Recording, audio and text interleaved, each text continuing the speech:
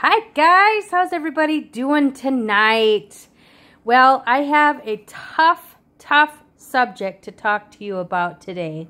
Now, I know for some of you, the financial toxins were pretty tough to hear, but tonight's topic can be even more difficult. What am I talking about? Relationships. We've all had bad relationships, we've had good relationships, but for one reason or another, they ended. Why was that? What happened? We all deal with it, whether we're single, widowed, divorced, or maybe we're in a house full and yet we still feel alone. Or maybe it's just you and your spouse, but for whatever reason, you aren't connecting. And it's like being completely alone. We all have felt rejected, neglected, despised, so many different feelings that we have had in past relationships. Now tonight I'm going to be talking about, in my blog I talk about several different types of relationship toxins. And each one has its own set of scriptural references that I would really like you to take the time to look up and read, okay? Now, it doesn't matter what the type of relationship is. We've all been there in one way or another. Some of you are in verbally or physically abusive relationships. Some of you have been divorced. Divorce is a hot topic, especially now. And there's so many better ways to be able to handle ourselves in a relationship. And it's all on whether or not it's centered on God.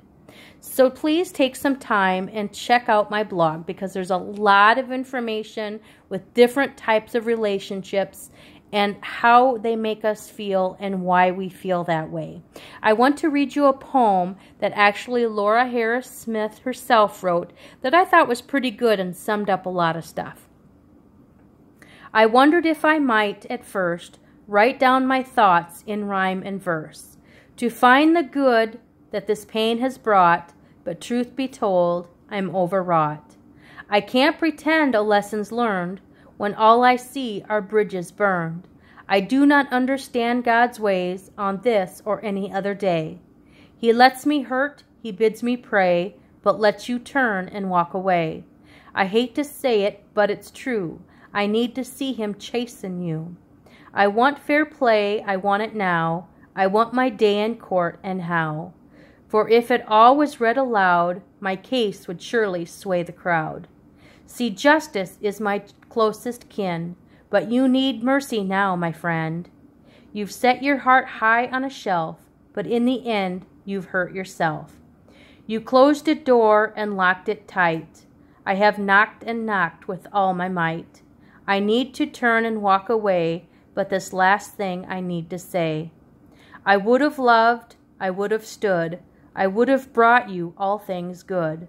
I could have served, I could defend, I could have been your perfect friend. I fear for you when no one's left, when you're alone, afraid, bereft. I wonder who'll run to your side from all those whom you once denied. You'll see your fears were nothing more than something to be sorry for, and maybe then I'll get to say the words I am denied today. I thought that did a pretty good job at summing up the different types of emotions and feelings that we get, regardless what type of relationship it is. So please take some time, read through my blog, and as always, please let me know if you have any questions. I would love to hear from you, and stay tuned because as always, there's more to come. And hey, if there's a specific topic you want me to touch on, let me know. See you later.